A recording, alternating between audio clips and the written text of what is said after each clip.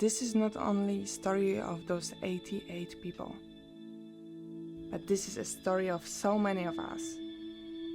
My name is Anastasia Gajkowska, and when I left my abusive relationship, I wanted to create a movie, a film, a documentary where I interview not only survivors, but thrivers. I mean, people who left abusive relationships and they're really thriving now.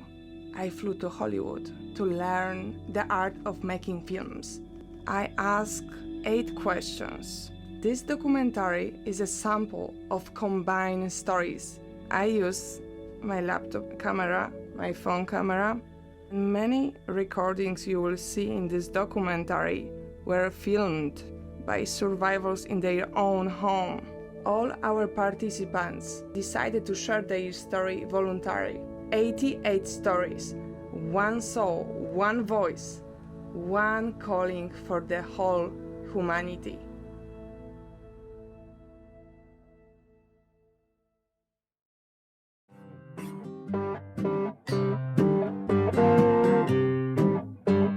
Hi, welcome back.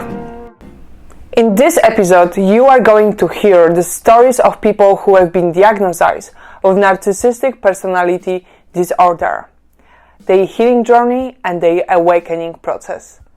Enjoy.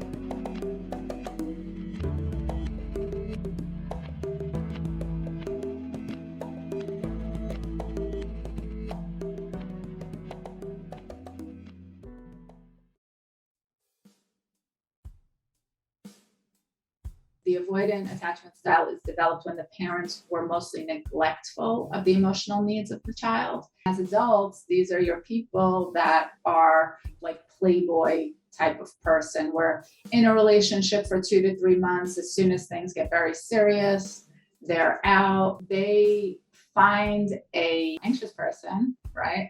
And this anxious person is all, very open, emotion on their sleeve, happy to engage and get close. So the avoidant person sees the anxious person and likes that. But the avoidant person, their nervous system can't handle too much of that. They pull away. And when they pull away, that triggers the anxious attachment style to say, oh, there's that inconsistency, must be love.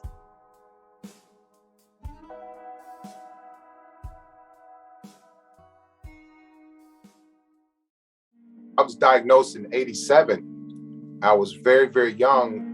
What happened was I was on a ship that had got hit by 2 missiles and 37 men were killed. So I had to go and get the bodies, picked up feet, hands, fingers. I was almost 22 years old.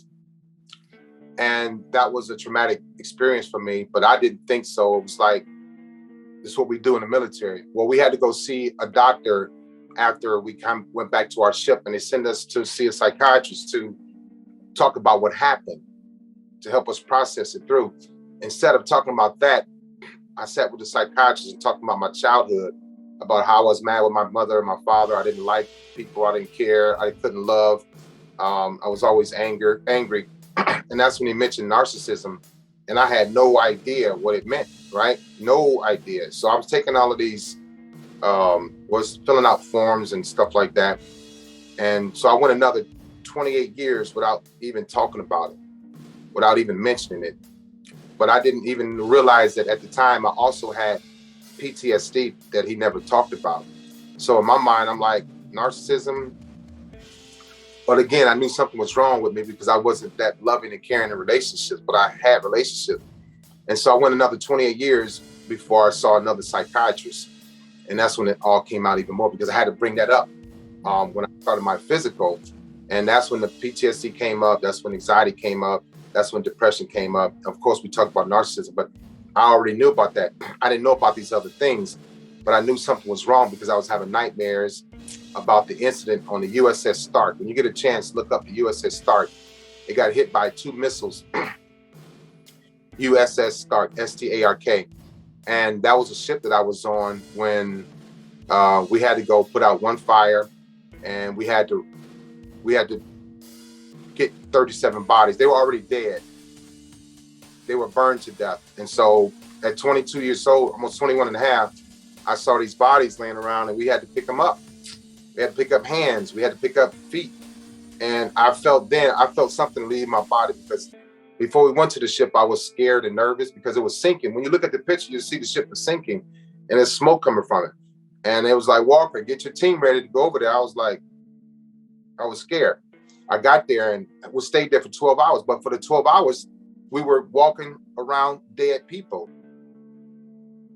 May 18th is when it happened. And I'll never forget that day, because when I went to the ship, I had probably after the first hour or so, after seeing the dead bodies, I just felt like I was out of my body. You know, I felt like I didn't feel any emotions. I didn't feel any emotions.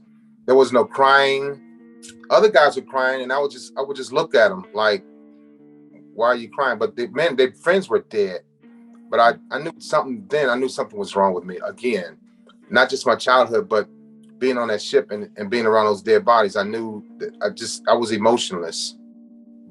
And then it started happening more and more as I got into relationships. I would go to church emotionless. I would be at funerals emotionless. So I know all of my narcissism and stuff happened from my childhood, but it got worse as I got older. And my emotions couldn't regulate them. I just didn't feel a lot of things, and it scared me. What I learned about relationships from my childhood was that I was always avoiding connection. I was always avoiding commitment because I used my childhood as an excuse to not commit, not to be in love, not to care, because I had a lot of hurt and pain in my childhood, because I always felt like my mom left me and my dad left when they got divorced. I didn't understand what divorce was about. And so I learned that I was always a flight risk. I learned that I was lying to make myself feel better. I learned that I didn't want a family and I didn't want children, because I thought that they would be easily discarded when the parents didn't get along. And so that happened with me and my ex-wife in 2007. We got a divorce. And so my kids felt the abandonment of their dad. I truly believe that. And it's all my fault. I caused my divorce.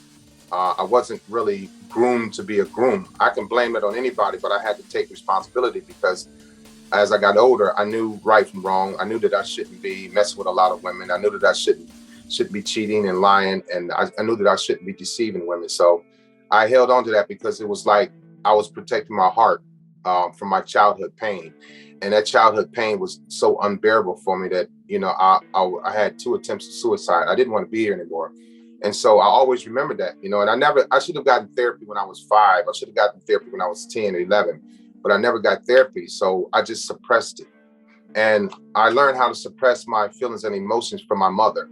My mother was a great lady, loving lady, but she had a lot of issues as well from her childhood and her adulthood. So I took on a lot of my mother's emotions. I took on a lot of her ways to think. I took on her ways of how to process things. And so I developed this innate ability to separate myself from reality, you know. But I learned from my childhood that I had a lot to learn. My family was together until I was 11. And then when my family was broken up, I didn't have any family morals. I lost my integrity. I lost my character. I started changing myself into this person that wanted to be a military man. So my mindset changed, and it wasn't about family. It wasn't about love. It wasn't about commitment. It was about making myself stronger so that I wouldn't be bullied anymore. I was bullied as a kid too. And also I became a bully. The first person I started bullying was my sister. So a lot of things, generational trauma, generational tragedy was passed down to me, and I didn't know how to process it. So I kept it in, and then I started acting it out in my relationships. I wasn't physically violent, but I was verbally abusive, and I was mentally abusive. When my parents got divorced, I read the divorce papers just recently, and it stated that they got divorced because my father was showing mental cruelty to my mother. And so I started doing that to my wife. It wasn't like verbal, but it was doing cruel things, lying, doing things behind her back, lying to her, doing things behind her back. I was not a good husband at all. And there were times where I wasn't a good father because I didn't know how to be a father. I didn't even know how to be a husband. But I thought I wanted to get married at the time. I think I was 29 or 30, because she was a good looking lady and I didn't want anybody else to have her. So I'm like, why not? Let's get married, but I wasn't ready to get married. I come from a broken home. I come from a broken place. I didn't have a spiritual connection with God. I had more of a connection with the devil. So doing bad things felt good to me. Doing evil things felt good to me, but doing good felt bad. I was uncomfortable when things were right. I was uncomfortable when there wasn't any drama. So what I learned from my childhood was that I related and resonated more with drama and bad things. So that's what I learned from my childhood about relationships. It wasn't anything positive. I became very promiscuous. I didn't know how to be monogamous. So that's what I learned. My childhood was good up until 11 years old, but after that, it was bad. What attracted me was that I was always chasing after women that were broken like me. Women that were easy to please, women that were easy to attract, women that were easy to get. I was also, and this is bad, but I was also attracted to women that were easy to discard. So I could have a connection with them and then sever the connection and be gone like the next hour or the next day. But when I got married, she was more like wholesome to me. She was pure. She wasn't in the street. She didn't drink. She didn't smoke. And I didn't mind drinking, smoking, but I wanted something different because all the women that I was attracted to were the same type of women that my dad was attracted to. And I couldn't figure that out. He wasn't attracted to wholesome, beautiful women. When I say beautiful, I mean women that are virtuous, women that are fantastic, women that are leaders, women that are protectors, women that are spiritual. My dad wasn't attracted to those type of women. And I saw that. And so I wasn't attracted to those type of women. He was attracted to women that needed to depend on him. And so I started wanting women to depend on me. What I learned in therapy, she asked me, she said, well, you want people to depend on you, but when they depend on you, you get mad. And I said, yeah, it's true. So it was a struggle for me. I wanted them to want me. I wanted them to like pay into me and depend on me. But when they did, I pushed them away because it was too much. And I didn't know what to do with it. I didn't know how to handle it. So that was the difference between my ex-wife and the women that I was attracting or selecting, actually. I was selecting. The red flags were, it was easy for me to cheat.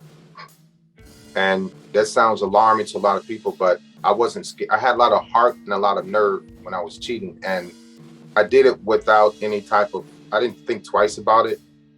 If I met a woman that I was attracted to and I started feeling that attraction, it wasn't hard to go forward with her, even though I was already in a relationship. I didn't care if I got caught. I didn't care if I made my current girlfriend cry when she caught me. I didn't care if I broke the heart of the next woman. So I knew something was wrong because it's like I didn't have a fear gene, if that makes sense. I didn't fear any type of consequences when I got cheated and got caught. I just kept going.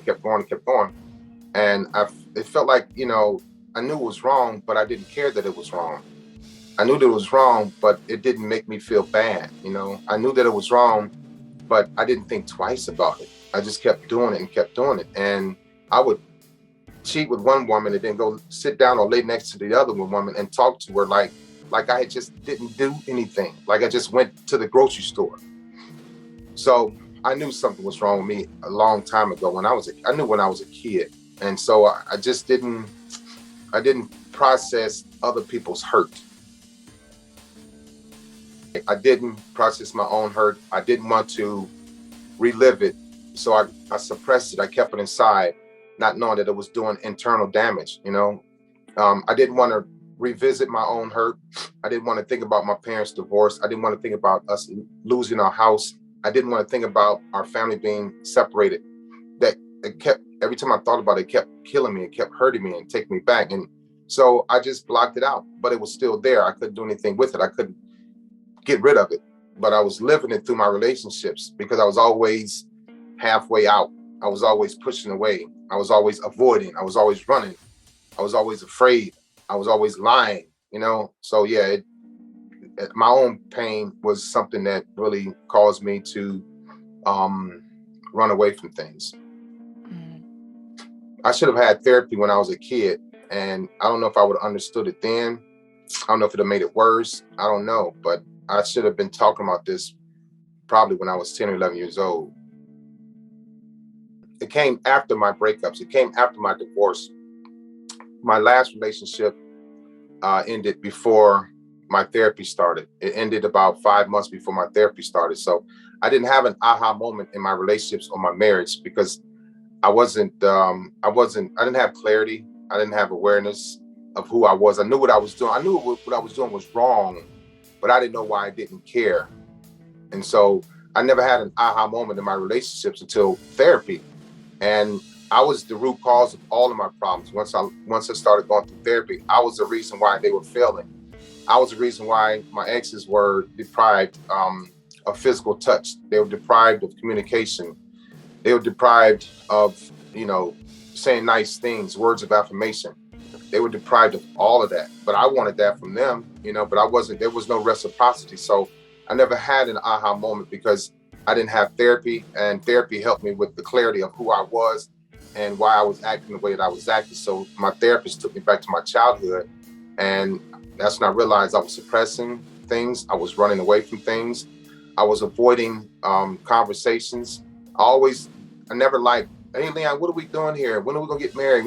I didn't like those questions, And so my therapist told me I couldn't make a good decision based on my gut feeling. I could not do it, and I never knew why until I went through therapy.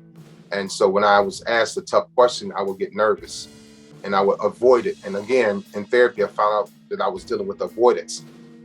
So yeah, there was never the aha moment in the relationships. It was always after.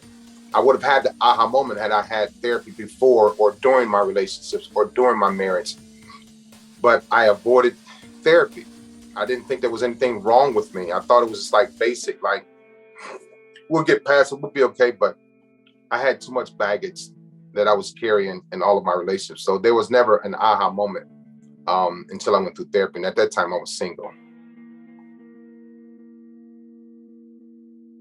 In the military, when you retire, you have to get a full body physical, eyes, ears, nose, and throat, chiropractor, neurologist, the dentist, and the psychiatrist. I did everything but the psychiatrist, and I went to check in and turn my paperwork in and start my retirement. And they say, you need to go back because you didn't see the psychiatrist today. I was like, I'm not going back. Well, if you don't go back, we can't start your retirement. And I was like, so I went back. So my therapy was connected to something that I wanted and I needed. And that started in August of 2014. I started and I walked out. I went back in December of 2014 and I walked out. I went back in January 2015 and I stayed. And so that's when I was able to get my therapy. Had they not told me that I had to go back in order to retire, I would still be the person that I was 10, 15, 20 years ago. There would be no growth. There will be no exchange. Just because, this is my personality. It won't ever change. But I can exchange my good ways, my bad ways for my good ways. I can exchange, now that I can listen instead of not listening. I can agree with people. I'm okay with people disagreeing with me. I can apologize now and mean it. I can say I'm wrong now. I couldn't do that before. It felt horrible to apologize. It felt horrible to be wrong. And then again, I would start to flee and walk away and avoid and get angry and say bad things and put her down. And so my therapy was contingent upon my retirement or vice versa. I realized that the path that I was on wasn't a good path. I started in therapy. I started realizing that it felt good to tell the truth. Usually it felt good to tell a lie because I knew that the lie was going to hurt her or whomever. It felt good to hurt people. And I know they would believe it because a lot of people believed in me, but it felt good to lie. And I started working on telling the truth. I was afraid of telling the truth because I thought I would look bad. I thought people would look down on me. I thought people would not trust me, of course. But it started feeling better to tell the truth. When I started telling the truth, I started feeling lighter. I didn't feel as sick as I was. I started getting more answers about myself. I started building up my courage, because lying felt like it. I felt safe when I lied. I felt unsafe when I told the truth. And so I had to change that around because I lived that life for so long. I could lie real quick and real easy and didn't have any issues with lying. When I started telling the truth, I noticed that people are not going to leave me. People are not going to judge me for the most part. Some will, most won't judge you. They just want to know the truth. My healing was being open and honest and transparent, like I do now, speaking about all my indiscretions, speaking about all my dysfunctional ways. That's my healing. And I know that I'm helping people, even though some people don't believe me. Some people, I trigger some women, some men don't want to hear what I have to say. I'm not going to stop because I know I'm doing what's right. I'm not lying anymore. I'm not deceiving anymore. I'm not misleading women, so I know that being truthful and honest and forthcoming will build connection with whoever I start to date. And then you have that honesty where trust comes into play and you don't have to hide. You don't have to worry about her getting upset. I want to know her, I don't want her, and I want her to know me. So that's part of my healing, getting rid of all of my baggage and not being afraid to open up and being honest and telling the truth all the time. How does it feel? Really good. It's like liberating, because I'm not hurting anybody anymore. And I can see people are thankful for me telling the truth, even though it sounds harsh and it's like, it's mean. It's a reminder of what they've gone through. It's triggering. But I'm standing before it and I'm apologizing. I've been apologizing to people off and on that I remember that I dealt with in the past.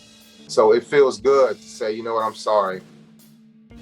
I had issues and I projected my hurt and pain onto you. So yeah, it does feel good. I started seeing my life unfold in front of me, how bad off I was to how I became better and better, and to how I went down and back up and down and back up. It was never like this. It was up, down. But I realized that I had resiliency. I realized that I was a strong young man and not weak like I thought I was. So I can do more than I thought I could do. And it made me feel good about that. So that built my confidence. I always thought I was dumb or stupid. I thought I was slow. And then when I started looking at my story, I peed in the bed from the kindergarten to the 7th grade. I went to bed. I stopped taking baths when my parents started getting divorced. I stopped brushing my teeth. And what I found out was that I became that person because other people made me that broken little kid. I didn't have to be that broken little kid, but other people made me that broken kid. And I was like, oh, I wasn't born this way. I wasn't born thinking that I was slow, stupid, dumb. I wasn't born to wet the bed. I wasn't born to not brush my teeth. I wasn't born to bully. I wasn't born to have addictions by the time I was 8 years old. And I said, people made me this way. And I said, I can change. And then I started reading my story and looking at everything because I decided to go in the military when I was 9 years old. And I said, wait a minute, I'm actually, but then I knew that I was a lot stronger while I was writing the book because I'd already been successful in the Navy. But I was still thinking about my past. How did I get past this? I would think, how did I do? I wasn't who they made me. I didn't have to be addicted to porn. I didn't have to be addicted to girls. I didn't have to be angry. I didn't have to be a bully. I was just living in that until I found something better in myself. And that's when I was in the military and I took off. So yeah. I always felt like my kids should be able to do what I did. But I was wrong because they weren't raised like I was raised. I was raised like hard, rough, broken family dysfunction. My kids, when I was married, had everything: clothes, utilities. When I was a kid, there was times where we didn't have a phone, we didn't have food, water, lights, gas. And I would expect my kids to be rough and tough like me, but they weren't raised in a rough and tough environment. They were raised in a loving, caring environment. So I couldn't relate to the loving and caring, but luckily, fortunately, thank God, my wife was the nurturing type. And she was hard when she needed to be, and she was working. So we were both working. She wasn't a stay-at-home mom, which there's nothing wrong with a stay-at-home mom. I admire stay-at-home moms because that's a tough job. But our kids were in daycare and they went to school. But my kids, I was verbally abusive to them. And when I spanked them, I was really overboard with spanking them. I didn't talk to them enough like I should have. It was always sports or go do this or clean up, wash the dishes, sports. You should play football. You should box. And that was me trying to live my life through them. And it ultimately pushed them away. We talk now, but it's not like I wish it to be. I wish it was better. I wish we spent more time together, but I created who they are and how they see me as a dad. I can provide money. I can pay phone bills. I can pay car insurance, but can I show them love, And I didn't show them enough love when they were younger, and I caused the divorce. I caused the family to break up. And so I want love back now, and it's not there. They love me. We say we love each other, but I didn't say it enough when they were kids. I didn't start saying it until they were a little older, and I would watch my ex-wife say, I love you, I love you. And I was like, man, I haven't said that in a while, I didn't even say it to her. I was like, I'm a husband. I suck as a husband. I'm not a good husband. I'm not a good father. And it bothered me. And so my kids now, they'll text, call, my youngest son who's been upset with me the past couple of years, we get better. But he'll call, he'll come by and visit. He's visiting more and more now. My daughter, whom I neglected when she was a baby because of my infidelity. I didn't see her when she was a baby for probably 5 or 6 years. She's the one that reaches out more, and she's the one that got less from me. My son's got more, more time, more trips, more money. She got less, but she reaches out more than my sons do, and they got everything. So it's a process that I'm working through now. I think about it daily, but I created the relationship that was kind of severed because I was overbearing. I was too much on my kids, and they didn't understand why I didn't understand. I had anger issues. I was going through my narcissism, I knew it, but I suppressed it. And it came up again when I went through therapy again. But I was very self-centered. I was very selfish. I was very harmful to my kids. I wasn't hugging them like I should have been. And I was abusive. I have to admit that, and I would say, I can yell and scream, so what? I can call you a little punk, whatever, little names. But that was very damaging to them because they didn't grow up like I did. They didn't grow up having to be tough and hard. They had a nice, pleasant upbringing, and I was always, y'all, you soft. Why you gonna so soft? You're so soft.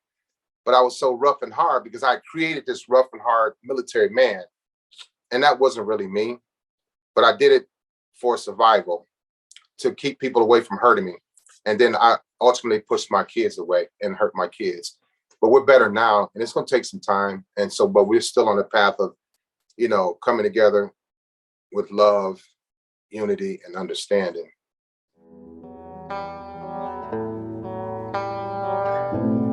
I've had trouble with substances most of my adult life.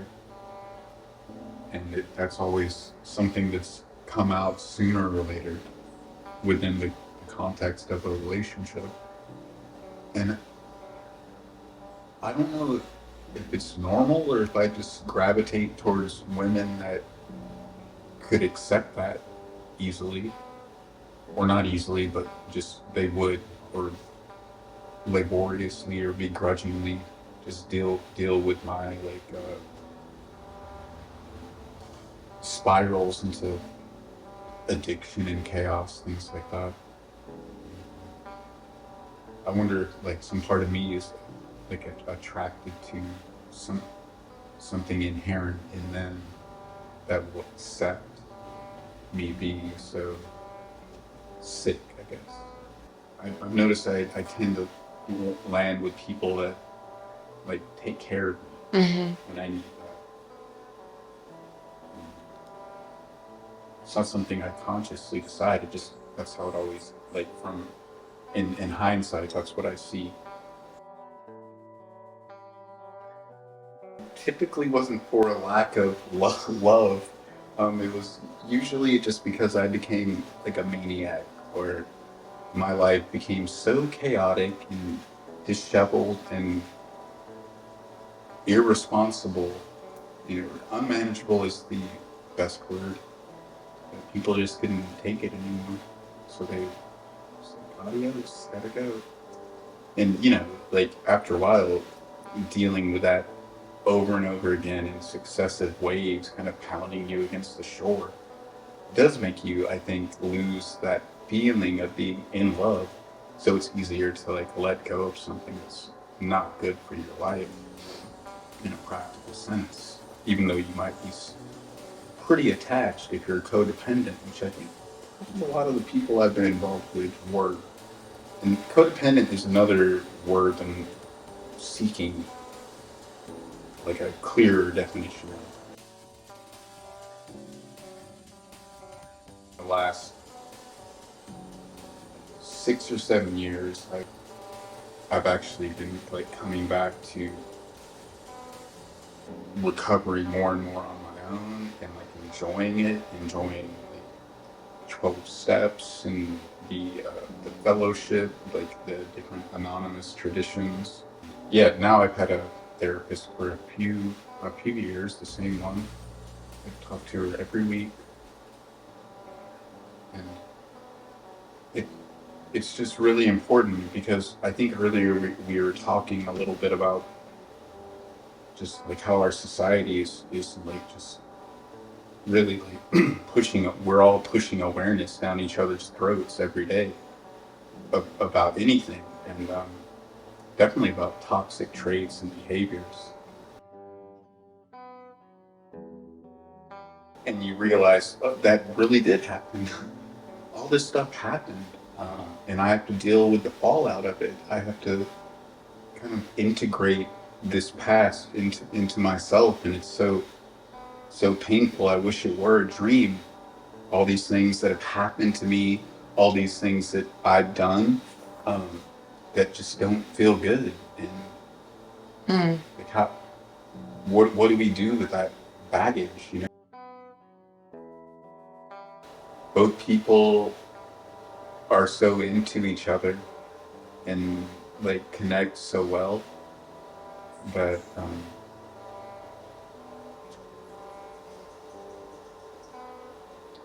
I just realized what I'm saying is like not healthy, because it was something about like them not being interested in any other people, because I have a problem with jealousy, and I really want to get over that, but at this point I can't imagine getting over that. I don't know.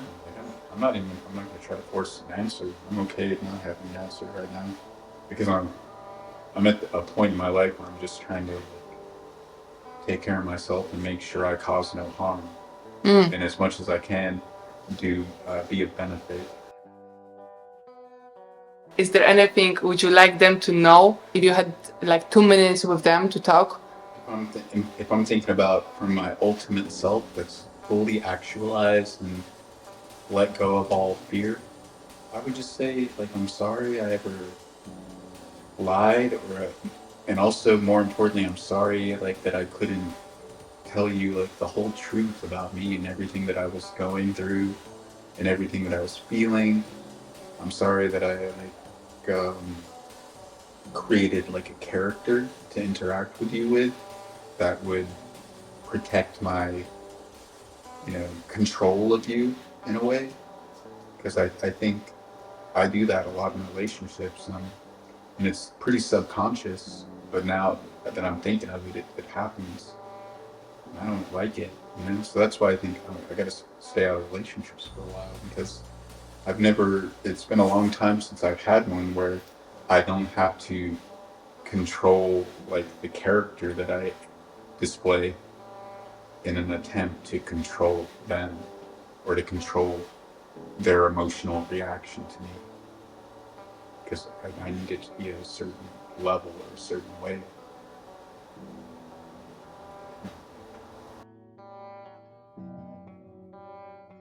Try to be nice. I mean, you can be like upset or angry and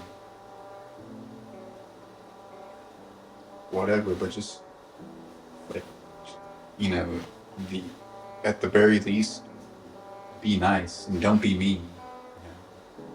Anytime I know we all like get like angry, we get urges to like lash out or say something, like something comes to the top of our tongue that this is like an aggression that just comes out. But stop, no matter what.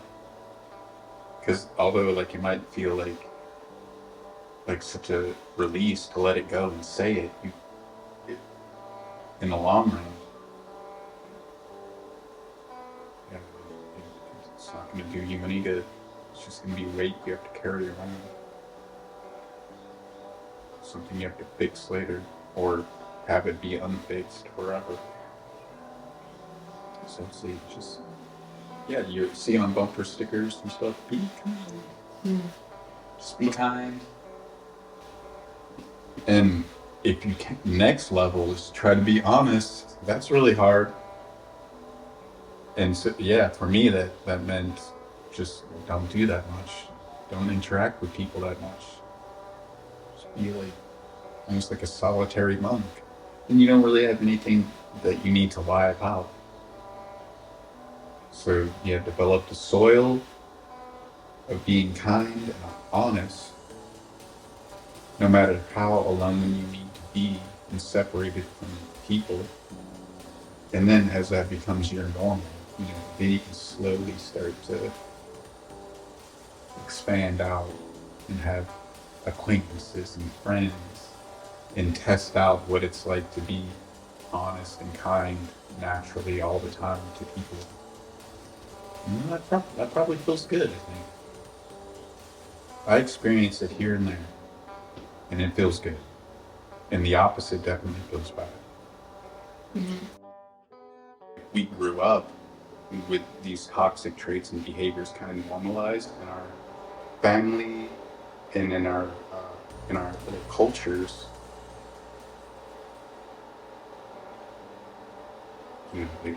It's very easy to see how that would lead to an adulthood where that kind of behavior became expressed, and then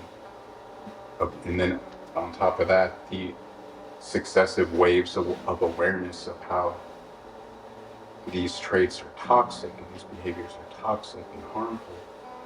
So it creates like a spiritual nausea for me personally, and I think probably for a lot of other people. And that's where I think the defensiveness comes in, where people are angry and they're just arguing and they're denying. I don't think that we need to do that. I don't think we need to argue and fight and deny. We just, if we were born and became sick like that, whose fault is it? I don't know. Is it the fault of our genes or our upbringing? But at a certain point, we get to make the choice. We wake up and we're I can make the choice to realize that I don't like that was happening. Now I know I don't like it. Now I'm aware of it. And what can I do to change it? That's the most important thing.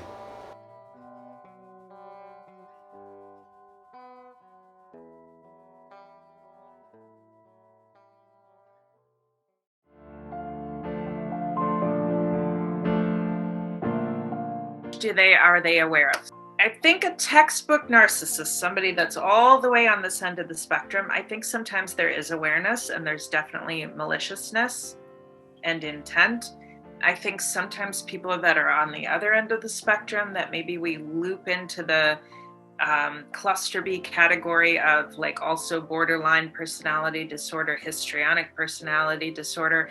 I think it's second nature to them. And I don't know that they always even realize they're doing it.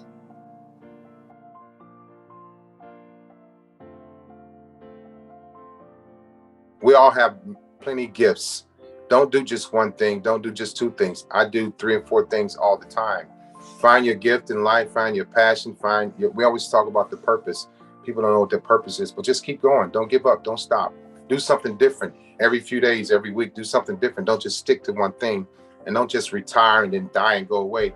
You know, we all have gifts. We all have talents. Use them. I had to find mine as an author at 48. I didn't know that I could write. But when you start something different, just start. Just start something. And you know, you might be able to build homes. You know, you might be able to design motorcycles. You might be a baker, a chef. You might have the best farm. You know, just do something different and then give it life.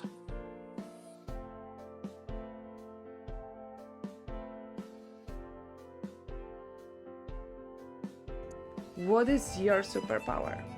My strength and knowing that I can think it, believe it, and achieve it. My ability to share my experiences. Unconditional love. Vulnerability, honesty, love. I'm always willing to help people. My heart. I can love the people who hurt me. I can sense people. Es resiliencia. Being able to speak. I'm a very, very fast learner. The ability to relate to all different kinds of people. I still always see the best part of every person. Bringing people together. I can find anything, anywhere. I'm very supportive. Just superwoman on you. Intuition. Realizing my character. To see the good in others. Listening. Courage. My mother. Authenticity. To make friends. Deep connection. My ability to grow. Helping others. Growing. Listen to my heart. It's creativity and innovation. Is recombobulation. Is being me. Seeing the world with wonderment. Patient. To understand at a very deep level. Love. Bring out the deeper parts in people. To think logically. Self-healing. Motivate people from the heart. A wszystkie kobiety, które dzisiaj słyszeliście, są dowodem na to, że ta zmiana jest warta tego, żeby ją podjąć i warta jest tego, żeby o siebie zawalczyć. This was an experience that actually helped us learn how to love ourselves better. Everything isn't happening to you. Everything's happening for you. We don't have to get trapped in the past story. Instead of believing that we're broken and wounded and nobody will ever love me, we need to shift that perspective and say, no, I'm a warrior. I survived the unthinkable. And now I am stronger and better. I have gone through it and I've come out even better than before. Someone else out there is living our life. Someone else out there is living the life that all of these survivors and thrivers have escaped right here, right now.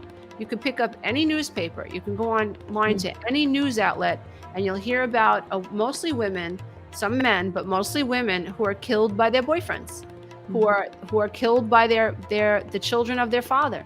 You hear it all the time. And so there's someone out there right now that is living your survivor story. And when you start speaking, you give that person hope. So suddenly, with the hope, they start to have this idea of choice. And that is really possible. That's where you can really help someone create great impact in that person's life, and if they stay on the path, they can then in turn create great impact in their life. They can end generations of trauma. They can end generations of codependency, generations of women and men picking the wrong partners and staying and not understanding what's going on. And I think that is so encouraging, and that's why you do what you do, because you want to encourage people to awaken and to take ownership over their life in a powerful way and to tell their story. You just don't know what people have gone through in this life to live, to stay alive, to breathe, to not cry, to hide their laughter because someone else doesn't want them to laugh. Someone says, oh, well, blah, blah, blah has happened to me. Immediately take a breath and say, what if that were me? How could I handle that? Your reality can change. Who you are can evolve. You need to focus on love to access the reality of who you are. You need to embrace love in your life. But that's what we're missing in this universe. It's love. And that is the antidote to hate, crime, pain, depression, anxiety, and hurting each other. Thank you so much for watching. And I would love to invite you for our next episode, which is all about how to redefine the meaning of love. 88 survivors, thrivers are going to share what love meant for them when they were children and what love means for them now, and how you can redefine the meaning of love and create a healthy dynamic. See you soon.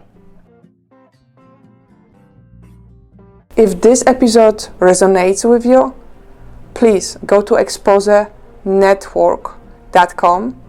You will find the link below, and we would love to learn more about you and your story.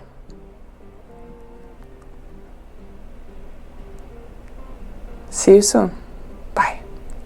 Could you do me a favor and share this episode with at least 2 of your friends who might be going through some difficult, challenging relationships? Remember, together we can make a difference. Thank you.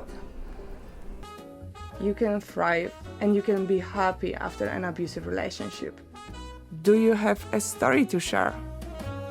It's night in the city and I'm on my way back home, humming on my favorite ditty, swinging like Natalie Cole.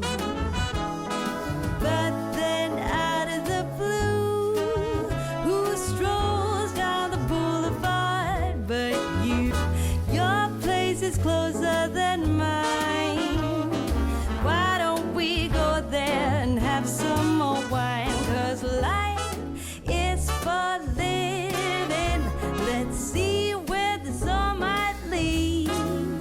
Let's see where the sun might lead.